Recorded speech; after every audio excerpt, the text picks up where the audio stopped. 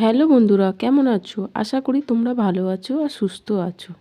আজকে বানাতে চলেছি পিঠে। দেখো এখানে আমি 3 বাটি সেদ্ধ চালের গুঁড়ো নিয়ে নিলাম। এটা বাজার থেকে কিনে আনা। আর দিলাম এখানে আমি অল্প একটু লবণ।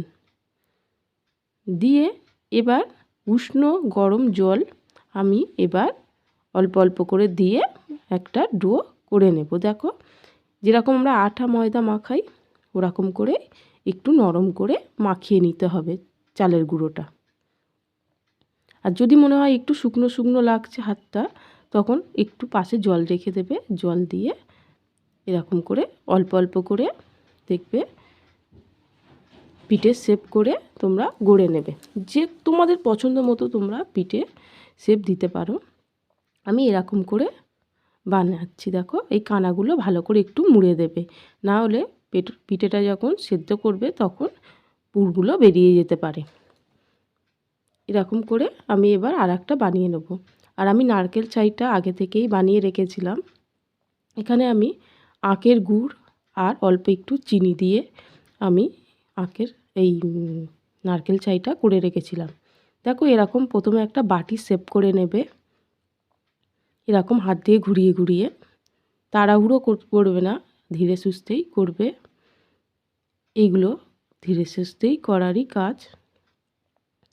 এরকম একটু মুখগুলো এবার পুরটা দিয়ে বন্ধ করে দেবে। এরকম হালকা হাতে একটু চাপ দিলে দেখবে কি সুন্দর পিঠেটা তৈরি হয়ে যাচ্ছে। চলো তাহলে সব পিঠেগুলো তৈরি করে নিই একে একে। এবার একটা দেখো 10 টাকার প্যাকেট নিয়েছি আমুল স্প্রের। এখানে 500 আমি প্যাকেট দুধ ভালো করে জাল দিয়ে রেখেছিলাম।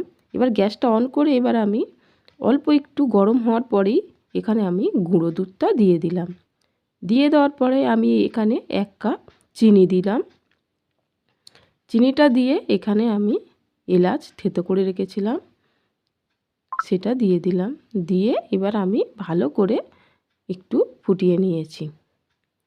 এবার আমি যে পিঠেগুলো তৈরি করে রেখেছিলাম এবার আমি এই দুধের মধ্যে একে একে দিয়ে দেব। এইভাবে তোমরা যদি বাড়িতে দুধ পুলি বানিয়ে খাও তাহলে আশা করি খুবই ভালো লাগবে তোমাদের। আর শীতকালে এখন বাড়িতে সবারই বাড়িতে পিঠে পুলি হচ্ছে, সবাই খেতে খুবই পছন্দ করে। দেখো আমি একে একে সব পিঠেগুলো দিয়ে দিয়েছি, দিয়ে অল্প একটু লবণ দিয়েছি। ও বন্ধুরা, একটা কথা বলা হয়নি, এখানে আমি বাটিটা অনেকটা ছোট ছিল বলে আমি জায়গাটা ফের চেঞ্জ করে দেখো এখানে একটা কড়াই বসিয়ে দিয়েছি। আমি ফোটাতে পারছিলাম না, অনেকটা উপুর ঝুপুর হয়ে গেছিলো। এবার আমি ভালো করে 10 থেকে 15 মিনিট ভালো করে ফুটিয়ে নিয়েছি। নেওয়ার পরে একদমই রেডি এবার পরিবেশন করার জন্য। দেখো কতটা সুন্দর দেখতে হয়েছে। আর দুধটা একটু ঘন করেই তোমরা নাবাবে। একদমই রেডি হয়ে গেছে আমার এই পিঠের রেসিপিটি। আশা করি তোমাদের খুবই ভালো লেগেছে। ভালো লাগলে লাইক কমেন্ট শেয়ার করবে। আর আমাদের চ্যানেলটিকে প্লিজ সাবস্ক্রাইব করে আমাদের চ্যানেলের পাশে তোমরা থাকবে। আজ আসি তাহলে।